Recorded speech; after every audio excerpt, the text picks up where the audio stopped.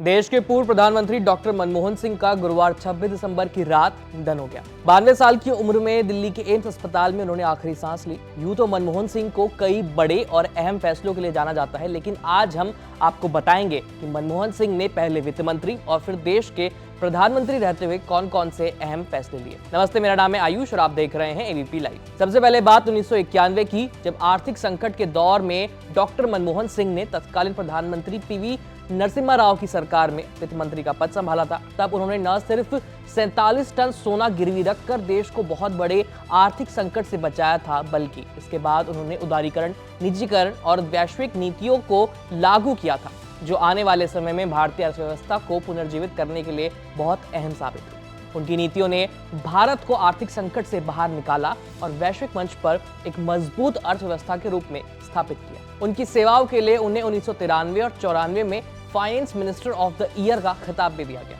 इसके साथ ही प्रधानमंत्री के तौर पर मनमोहन सिंह ने एक के बाद एक कई बड़े और अहम फैसले लिए। 2004 में डॉक्टर मनमोहन सिंह भारत के 14वें प्रधानमंत्री बने। वे देश के पहले सिख प्रधानमंत्री थे। आईटी और शिक्षा के क्षेत्र में कई बड़े बदलाव उनके कार्यकाल की पहचान है। अंतर्राष्ट्रीय मंच पर उन्होंने भारत की छवि को मजबूत किया। अपने कार्यकाल के दौरान उन्होंने कई बड़े बदलाव किए। सबसे पहला है नरेगा लागू करना, यानी राष्ट्रीय ग्रामीण रोजगार गारंटी अधिनियम। साल 2005 में नरेगा स्कीम को लागू किया गया। इस योजना ने हर ग्रामीण परिवार को 100 दिनों के रोजगार की गारंटी दी। इस योजना से लाखों लोगों की आजीविका बेहतर हुई और ग्रामीण बुनियादी ढांचे में सुधार हुआ। इसके बाद दूसरा बड़ा फैसला था सूचना का अधिकार लागू करना, यानी आरटीआई। साल 2005 में ही पारित इस कानून ने नागरिकों को सरकारी जानकारी प्राप्त करने का अधिकार दे दिया, जिससे पारदर्शिता और लोगों के प्रति सरकार की जवाबदेही बढ़ गई। तीसरी बड़ी अहम योजना थी आधार योजना। आधार योजना की बदौलत हर भारतीय नागरिक को एक यूनिक आधार पहचान मिल गई, जिससे सरकारी सेवाओं तक लोगों की पहुंच बहुत आसान हुई।